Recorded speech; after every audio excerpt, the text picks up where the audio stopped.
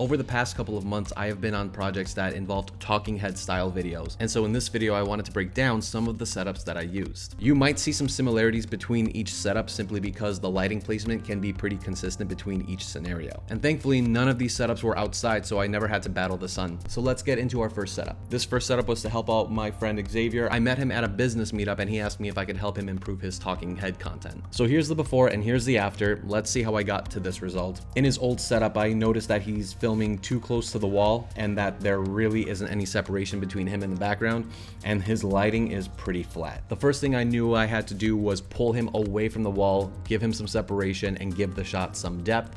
So I ended up shooting into a corner. What I liked about this corner was that there were sound panels that gave the wall some texture, so it wasn't just a flat white wall. I placed my key light off to the side with a softbox, and that gave him some nice loop lighting around his face. And I really like hair lights, so I popped a TL60 tube light by Godox up above his head just to give him a nice warm glow. So we have his key light off to the side and we have a hair light above him. And the last thing I did was I popped one more light behind him to shine onto the wall. And this light was also RGB, so we were able to change the colors in between each video just to give each video some variance. And just in case you guys wanted to see what the exposure looked like, this is running the shot through false color. Okay, second setup. So the next setup we're gonna do is for a musician who does his live streams. His name is Kobe. I did film a music video for him about 2 years ago. That's how we know each other. And he asked me if I could help upgrade his studio for his live streams.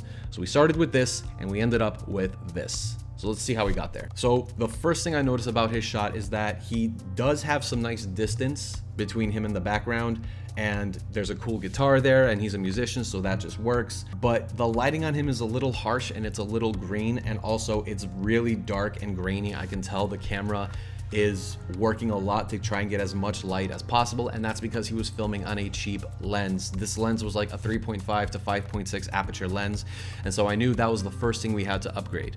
So we got him a Sigma 18 to 35, which is a 1.8 lens, which would just allow more light to come into the camera so the camera wouldn't have to work as much, and also that would give him a nice blurry background and just give him some more separation and just overall improve the image quality.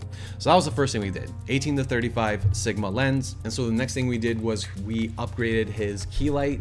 Instead of a ring light, we got him a Amaran 150C with a Godox 70 centimeter dome, and that just overall softened the light, gave it a better color, gave him much better skin tones, and just looks better. And that light is also RGB, so it allowed us to just tinker with it, fine tune it just to get the look right. And it ended up working out in his favor because he would play and change the colors throughout his stream depending on the song he was playing, so that was kind of cool. I did want to keep some sort of similarities from his old setup, and I noticed he had a blue cast on the walls, so we got these really budget-friendly RGB lights from Amazon, and we shined them on the back wall, set them to a nice blue, and that really started to develop a nice color contrast between the cool tones on the sides and then the warm tones from his skin in the middle. And the one final thing we did for this setup was we got him a dimmer for his lamp, which made a huge difference. Before the dimmer, the lamp was overexposed and you couldn't do anything about it, but with the dimmer, we brought it down so that it wasn't overpowering, and it also helped with the warm tones in the middle of the image, so now you have this really nice cool tone,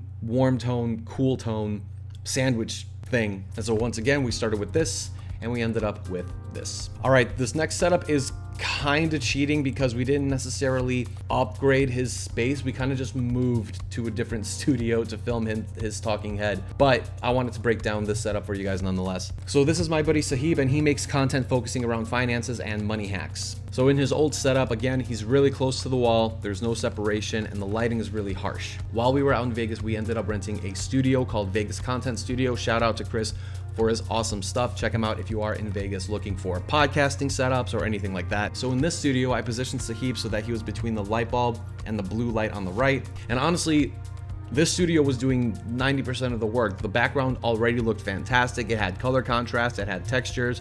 I just had to pop a couple lights on him to make him stand out. So same as before, pulled him away from the wall, and I gave him a nice key light off to the side The studio did have some of its own lights, but they were really high and they were fixed. So, you know, I couldn't bring them down, and I did want a light to be closer to his face. So I set up one of my lights as his key with a nice dome. And then above his head, I added a hair light and I made it nice and warm. And you can see that was going to be motivated by the bulb behind him. And then the final thing I did was just add a tube light beneath him just to give his legs some kick. They were really dark. There was no detail there. And so this entire studio was looking stylized already.